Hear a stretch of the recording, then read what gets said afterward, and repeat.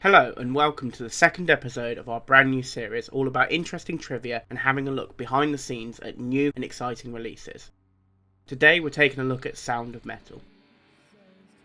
This film is a story of Ruben, an ex-addict and a drummer in a noise metal band, along with his girlfriend Lou, the vocalist and guitarist in the band.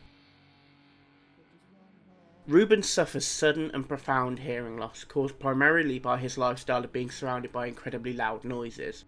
We get to see and experience the effect that Ruben's hearing loss has on not only his music but also his relationship, his mentality and his overall lifestyle. Before I do go ahead, I want to warn you that there may be spoilers in this video. I believe that just as I did, this film may be better viewed with little to no knowledge of its content. Here are a few things you might not have known about Sound of Metal.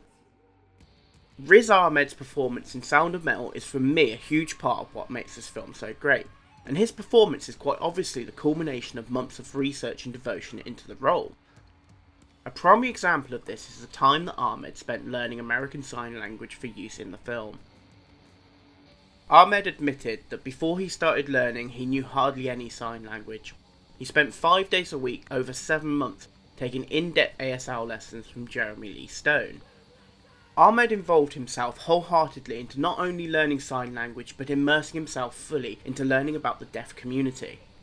Ahmed told Variety that my preparation for this film was a privilege. It wasn't taught, it was a joy and it has changed me and enriched my life. Throughout this process, Ahmed and Stone became good friends, to the point where Ahmed even attended Stone's wedding. Beyond being Riz Ahmed's real-life ASL teacher, Jeremy Lee Stone also appears in the film as a sign language teacher as well as being director Darius Marder's creative assistant during the production. Riz Ahmed's devotion doesn't stop at just learning sign language. For much of the filming, and even during some of his own time, Ahmed wore auditory blockers, which are small in-ear devices that play white noise and block out exterior noises.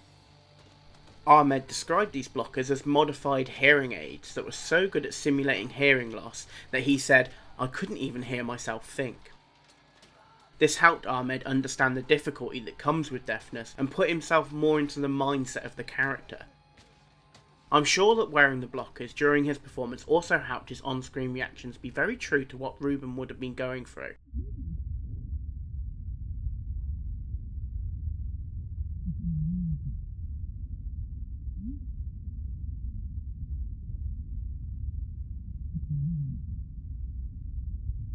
Ahmed's preparation for the role didn't stop purely at the hearing loss side of Ruben's character, also spending over 7 months with a very patient instructor learning drums. Ahmed told People magazine that, "As soon as I met Darius Marder, the director, he told me, listen, we're going to do this all for real. When you're drumming on screen, you're going to be drumming for real, and when you're playing a gig, we're going to play in a real nightclub in front of a real audience." Ahmed described the prospect of performing drums live as scary, but also very exciting. All of this education and preparation has come together to produce what I see as one of the most believable characters that we've seen in film in a very long time. There is a lot to be said for doing it all for real when it comes to filmmaking, and it seems that this was very important for the director Darius Marder to make his film as genuine and as real as possible. Considering that this is his debut feature, he has pulled this off excellently, and his efforts in staying as genuine as possible show in both the film itself and the characters portrayed within it. One of the major moves he made as a director to maintain the character's genuine nature was to cast deaf actors in the roles of deaf characters, saying, "I made it very clear that I wasn't going to represent deaf people unless the actors were deaf." The largest exception to this is the casting of Paul Raci as Joe, who although not deaf is a child of deaf parents, and is someone who has closely involved himself with the deaf community. This involves being an active member of a deaf theatre group, as well as the lead singer of a sign language based Black Sabbath tribute band called Hands of Doom ASL. All of this made Raci the perfect casting for the role, and Marder knew that was the case. Marder even said in an interview, "Joe is such a demanding role, and some money people saw that as a role for a name actor. It was difficult to tell financiers, we're not going to do that." Hollywood has a precedent for casting able-bodied actors into the roles of characters with any sort of disability. Sound of Metal provides a welcome breath of fresh air, especially when it comes to the representation of deaf persons. Marder went above and beyond in the matter, even hiring members of the deaf community for various crew positions and consulting with multiple people about all sorts of aspects of the film.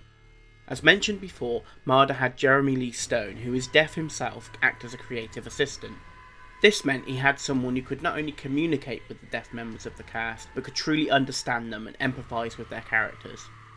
Marder said he gave Stone a lot of freedom to direct deaf actors with a level of nuance that I couldn't possibly understand or have. That was really what I felt necessary, as it related to a culture that wasn't my culture. The result of all this is believable and genuine characters throughout the film and a very real representation of the deaf community. Hopefully, Hollywood in general can learn from this film and the benefits of doing it for real and staying as true to the characters they're portraying as they possibly can. Another effort that Marder made to keep the film as real and genuine as possible was to make a lot of the interaction between characters real and to improvise and film some of the scenes with as little direction as possible.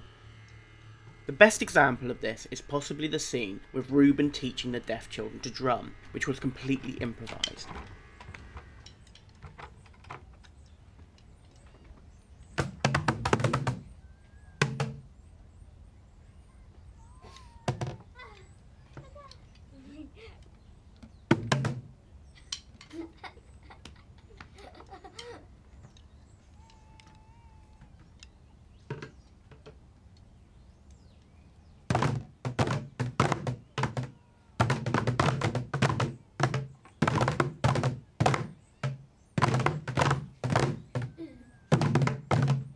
Marder also didn't tell some of the actors, specifically Olivia Cooke, who played Ruben's girlfriend Lou, when Ruben was supposed to be able to hear her and when he was going to be unable to.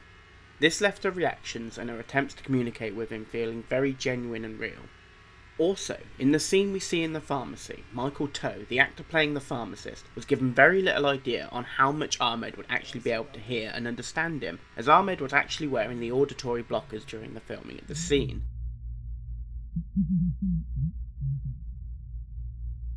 In my opinion, this caused the whole interaction to seem very real. Sound of Metal follows a very standard and obvious 3-act structure. This helps the film narrative be clear and easy to follow, having the somewhat simple beginning, middle and then end structure. However, this works hugely in the film's favour, not only for the overall effect in terms of narrative, but also the way they use the structure to build the relationship between Ruben and Lou by simultaneously affecting the relationship between Riz Ahmed and Olivia Cooke. The film starts by introducing us to and exploring the relationship between Ruben and Lou in its first act. Then Lou leaves with Ruben going to live in the deaf community in the second act. In the final act, we see their reunion in Paris and how their time apart and the changes that they have both experienced affect their relationship. What makes this interesting, however, is that the film was shot in chronological order, meaning that the time the characters of Ruben and Lou spent apart is reflected in the amount of time that Ahmed and Cooke spent apart between the filming of the first and last acts. Marder made an effort to make sure there was little to no communication between the two actors. When the reunion happens on screen, we are not only seeing the reassembling of Ruben and Lou as characters, but also the reuniting of Ahmed and Cooke, making for a very true-to-life and authentic scene.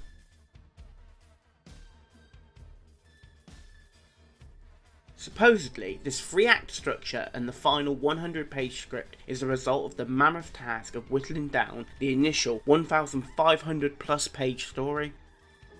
Originally, the script included Lou's whole story, as well as in-depth explorations of multiple characters in the deaf community, including a lot of background on Joe. This all helped Darius Marder and his brother Abraham, who helped him craft the screenplay, get a good idea of a lot of the characters, even the ones that we don't see much of. This also certainly helped them get a good hand on the changes that Lou went through during the separation of her and Ruben. The original story was penned by Derek Cianfrance, who's known for Blue Valentine and The Place Beyond the Pines. Cianfrance had originally developed the story to direct himself under the name Metalhead. Unfortunately, it was later scrapped and abandoned. Marder and Cianfrance had been friends and had also co-written on The Place Beyond the Pines. Cianfrance gave Marder the go-ahead to adapt and refine his story, and what was created was the script for Sound of Metal. Cianfrance's original story was written over 13 years ago. Marder had revealed that within 30 seconds of meeting Cianfrance, the conversation had already become what was to become the seed of Sound of Metal. With Cianfrance's interest in the project dwindling, he fully handed the reins to Marder, which over the last decade he has moulded into the story of Ruben and Lou with increased inclusivity of the deaf community. After a decade in production, this film went ahead with a limited budget suspected to be around $20 million.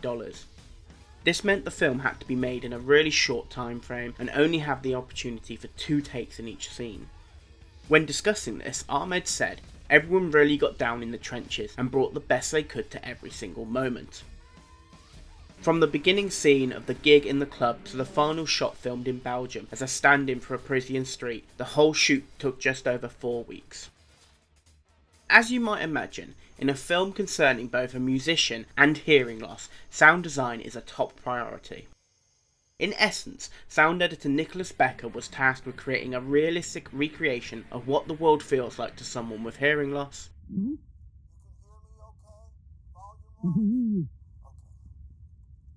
Marder briefed him with crafting a soundtrack that would be felt on a physical level, tapping into the body sound that is experienced more acutely as someone's hearing of the outside world recedes.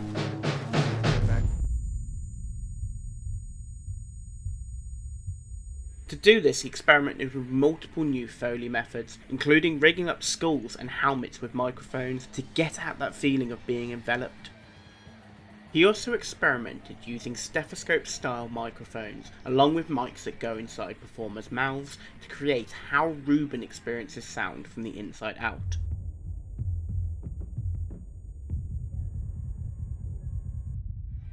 The sound of Ruben's cochlear implants from later in the film was another challenge, as there was no way for a person without the implants to fully understand what they sound like. Becker worked with audiologists and had only really descriptions in order to try and understand and then recreate the sound. Audiologists have modelled an implant sound, and it was the best thing that Becker had to work from. He said, "I listened to that a lot, and I tried a lot of things, many different softwares and plugins, trying to find the best solution. After much trial and error, the end effect, in my opinion, sounds believably true to life, but I can't for a second pretend to know what it is truly like."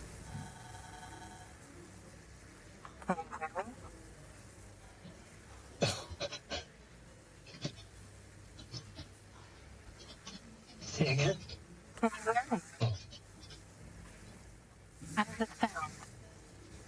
All in all, the sound mix took 23 weeks to complete, nearly 6 times as long as it took to shoot the film, and even longer than it took to edit the film. It's easy to see how that time and effort has paid off in the end product.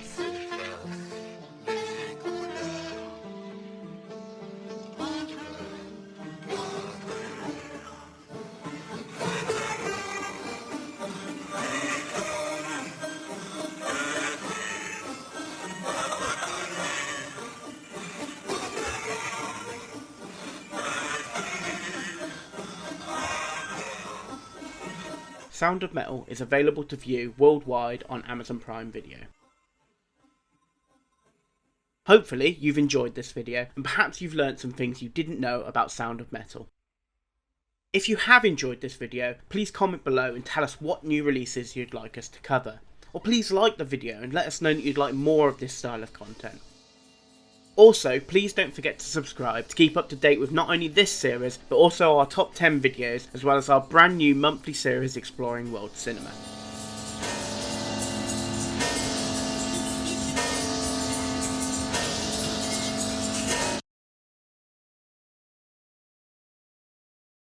Thank you for watching, have a great day.